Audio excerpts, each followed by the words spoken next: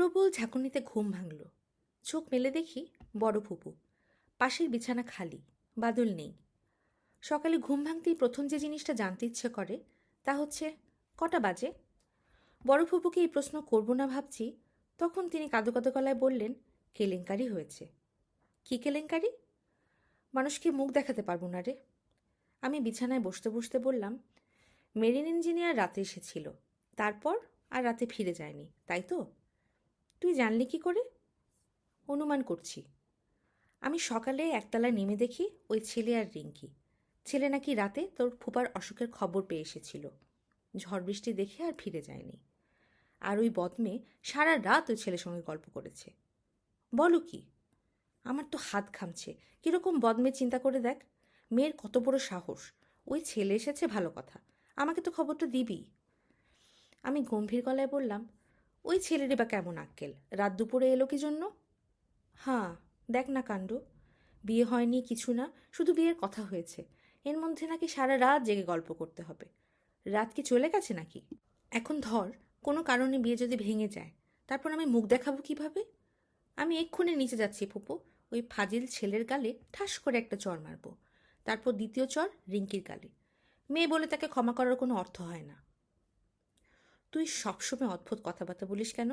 ওই ছেলের গালে তুই চর মারতে পারবি? কেন পারবো না? যে ছেলে 2 দিন পর এবারে জামাই হচ্ছে, তার গালে তুই চর মারতে চাস? তোর কাছে এলাম একটা পরামর্শের জন্য। আজই ওদের বিয়ে লাগিয়ে দাও। আজই বিয়ে লাগিয়ে দেব? হুম, কাজী ডেকে এনে বিয়ে পড়িয়ে দাও, ঝামেলা চুকে যাক। তারপর ওরা যত ইচ্ছা রাত জেগে গল্প করুক, আসল অনুষ্ঠান পরে হবে, বিয়েটা হয়ে যাক। ফুপু নিঃশ্বাস ফেললেন। মনে হচ্ছে আমার কথা তার মনে ধরেছে। আমি বললাম, তুমি চাইলে আমি ছেলেকে বলতে পারি। ওরা আবার ভাববে না তো আমরা চাপ দিচ্ছি? চাপাচাপের কি আছে? ছেলে এমন কি রসগোল্লা, মার্বেলের মতো সাইজ। বিয়ে যে দিচ্ছি, এতেই তো তার ধন্য হওয়া উচিত। তার 3 পুরুষের ভাগ্য যে আমরা। ফুপু বিরক্তি স্বরে বললেন, ছেলে এমন কি খারাপ? খারাপ তা তো বলছি না, একটু শর্ট। তা পুরুষ মানুষের শর্টে কিছু আসে যায় না। পুরুষ হচ্ছে সোনার চামচ, সোনার চামচ বাঁকাও ভালো। আজই বিয়ের ব্যাপারে ছেলে কি রাজি হবে? দেখি কথা বলে, আমার ধারণা হবে। তোর কথা তো সবসময় আবার মিলে যায়, একটু দেখ কথা বলে। আমি আমার পাঞ্জাবি খুঁজে পেলাম না। ফুপু বললেন, বাদল ভোরবেলায় ওই পাঞ্জাবি গায়ে দিয়ে বের হয়েছে। আমি বাদলের একটা শার্ট গায়ে দিয়ে নিচে নামতেই মেরিন ইঞ্জিনিয়ার সাহেব লাজুক গলায় বললেন, হিমু ভাই, আপনাকে একটা কথা বলতে চাই। খুব লজ্জা লাগছে অবশ্য। বলে ফেলো। রিঙ্কের খুব শখ পূর্ণিমার রাতে সমুদ্রে কেমন দেখায় সেটা দেখবে। 2 দিন পরেই পূর্ণিমা।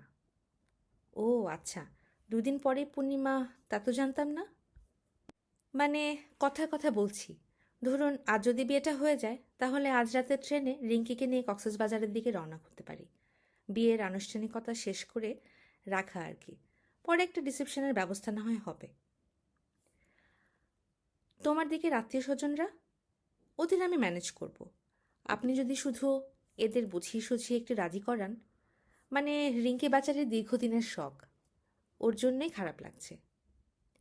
না না, তা তো বটেই। দীর্ঘদিনের শখ থাকলে তা তো মেটানোই উচিত। রাতের টিকিট পাওয়া যাবে তো? পুরো ফার্স্ট ক্লাস বার্থ রিজার্ভ করতে হবে। রেলওয়েতে আমার লোক আছে হিমু ভাই। তাহলে তুমি বরং ওটাই আগে দেখো, আমি এদিকটা ম্যানেজ করছি। আনন্দে ইঞ্জিনিয়ার সাহেবের চোখ চকচক করছে। সে গাঢ় গলায় বলল, রিঙ্কি আমাকে বলেছিল হিমু ভাইকে বললে উনি ম্যানেজ করে দিবেন। আপনি যে সত্যি সত্যি করবেন বুঝিনি। আমি হাসতে হাসতে বললাম, কী নিয়ে গল্প করলে সারা রাত? গল্প আর কি করব বলুন। রিঙ্কি এমন অভিমানী, কিছু বললেই তার চোখে পানি এসে যায়। সুপার সেন্সিটিভ মেয়ে।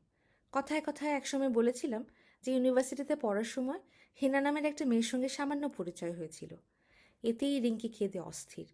আমাকে বলেছে আর কোনোদিন যদি ওই মেয়ের নাম মুখে আনি সে নাকি সুইসাইড করবে। এরকম মেয়ে নিয়ে বাস করা কঠিন হবে। খুবই দুশ্চিন্তা লাগছে হিমু ভাই। ইঞ্জিনিয়ার সাহেবকে কিন্তু মোটেও চিন্তিত বলেও মনে হলো না, বরং খুবই আনন্দিত মনে হলো। আমার ধারণা প্রায় সে হেনার কথা বলে রিঙ্কিকে কাঁদাবে, কাঁদিয়ে আনন্দ পাবে। রিঙ্কিও কেঁদে আনন্দ পাবে। ওদের এখন আনন্দেরই সময়। আমি বললাম, কথা বলে সময় নষ্ট করার কোনো মানে নেই। তুমি তোমার আত্মীয় স্বজনকে বলো। তার চেয়ে যা জরুরি তা হচ্ছে টিকেটের ব্যবস্থা। আমি ফুপুকে রাজি করাচ্ছি। রাজি হয়েছে কিনা জানা গেলে ভালো হতো, হতো না হিমু ভাই? আমি ভবিষ্যৎ বলতে পারি, তুমি কি এটা জানো না? জানি। আমি চোখের সামনে দেখতে পাচ্ছি তোমরা দুইজন হাত ধরাধরি করে সমুদ্রের পাড়ে হাঁটছ। অসম্ভব সুন্দর জ্যোৎস্না হয়েছে, সমুদ্রের পানি রূপার মতো চকচক করছে। আর তোমরা? আমরা কি? থাক, সবটা বললে রহস্য শেষ হয়ে যাবে। আপনি একজন অসাধারণ মানুষ হিমু ভাই, অসাধারণ। আমি এবং বাদল ওদের 11টা ট্রেনে তুলে দিতে এলাম। ফুপা এলেন না। ফুপার শরীর খারাপ করেছে। ট্রেন ছাড়বার আগ মুহূর্তে রিঙ্কি বলল, হিমু ভাই, আমার কেমন জানি ভয় ভয় করছে। কিসের ভয়? এত আনন্দ লাগছে। আনন্দের পরে তো কষ্ট আসে। যদি খুব কষ্ট আসে? কষ্ট আসবে না। তোমাদের জীবন হবে আনন্দময়। তোমাদেরকে আমি আমার ময়ূরাক্ষী নদী ব্যবহার করতে দিয়েছি। এই নদী যারা ব্যবহার করে তাদের জীবনে কষ্ট আসে না। তুমি কি যে পাগলের মতো কথা মাঝে মাঝে বলো? কিসের নদী? আছে একটা নদী।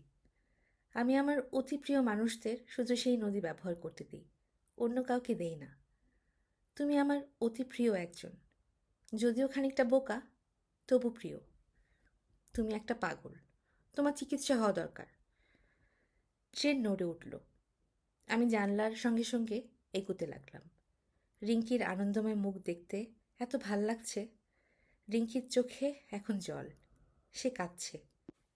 আমি মনে মনে বললাম, হে ঈশ্বর, এই কান্নাই রিঙ্কি নামের মেয়েটির জীবনের শেষ কান্না হোক।